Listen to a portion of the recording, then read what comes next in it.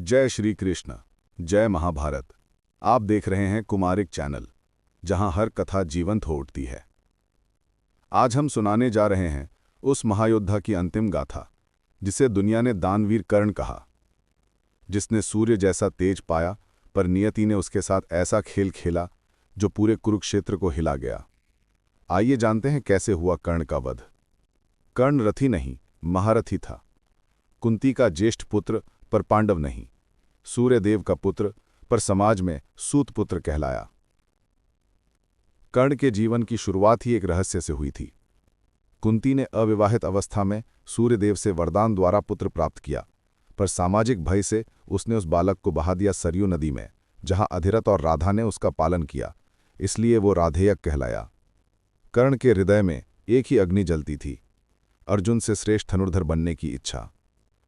उसने गुरु परशुराम से शस्त्र विद्या सीखी, पर जब यह सत्य प्रकट हुआ कि वो ब्राह्मण नहीं सूत पुत्र है, परशुराम ने श्राप दिया कि जब तुम्हें अपने ज्ञान की सबसे अधिक आवश्यकता होगी तब तुम सब भूल जाओगे। यही श्राप आगे चलकर उसके वध का कारण बना। कुरुसभा में जब अर्जुन ने धनुष उठाया और कर्ण ने उससे श्रेष्ठता दिखाई, तो भीष्म और सभी गुरु ने उसका सूतपुत्र कहकर अपमान किया।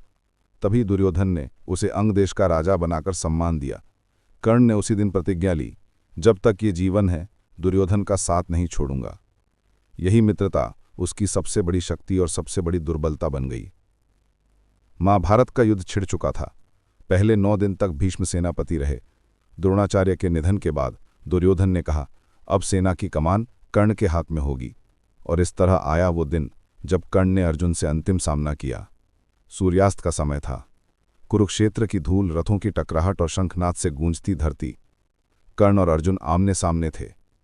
कृष्ण ने अर्जुन से कहा, अर्जुन, ये वही कर्ण है जो हर गुण में तुम्हारे बराबर है, पर आज न्याय का दिन है। दोनों योद्धा ऐसे भिड़े मानो 2 अग्नियां टकरा रही हों। कर्ण ने शक्तिशाली दिव्यास्त्र छोड़े, नागास्त्र, भुजंगास्त्र, वज्रास्त्र। अर्जुन ने हर वार का जवाब दिया। पूरा कुरुक्षेत्र थम गया। युद्ध के बीच अचानक कर्ण का रथ कीचड़ में धंस गया। वो नीचे उतरा और उसे निकालने लगा। उसी समय अर्जुन ने धनुष ताना। कर्ण ने कहा, अर्जुन, वीरता का नियम है, जब योद्धा निहत्था हो तब उस पर वार नहीं किया जाता। कृष्ण मुस्कुराए और बोले, कर्ण, जब अभिमन्यु निहत्था था तब तुम्हें ये नियम याद नहीं थे।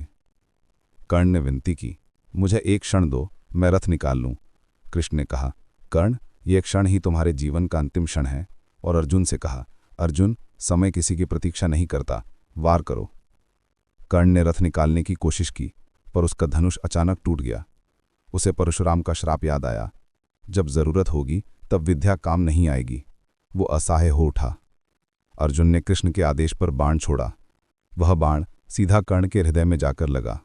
कर्ण गिर पड़ा, मुस्कुराते हुए, मानो जानता था यही उसका भाग्य है। सूर्य का तेज मंद पड़ा और कर्ण की आत्मा आकाश में विलीन हो गई। कर्ण की मृत्यु के बाद कुंती रो पड़ी।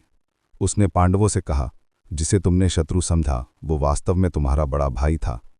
सभी पांडव स्तब्ध रह गए। अर्जुन का धनुष गिर पड़ा। युधिष्ठिर ने प्रतिज्ञा की, आज से कोई महिला अपने पुत्र की पहचान छिपाएगी नहीं। कर्ण का नाम सदा के लिए अमर हो गया, दानवीर कर्ण। कर्ण की कथा हमें सिखाती है, कभी किसी का अपमान उसके जन्म से मत करो, क्योंकि कर्म ही मनुष्य की पहचान है। कर्ण ने दान, त्याग और मित्रता की मिसाल दी। उसने जीवन भले हारा, पर सम्मान सदा जीत लिया। अगर आपको कर्ण की ये गाथा पसंद आई हो तो कथा को लाइक करें, चैनल को सब्सक्राइब करें और बेल आइकन दबाना न भूलें। मैं हूं कुमारिक, फिर मिलेंगे अगली दिव्य कथा में। जय श्री कृष्ण, जय महाभारत।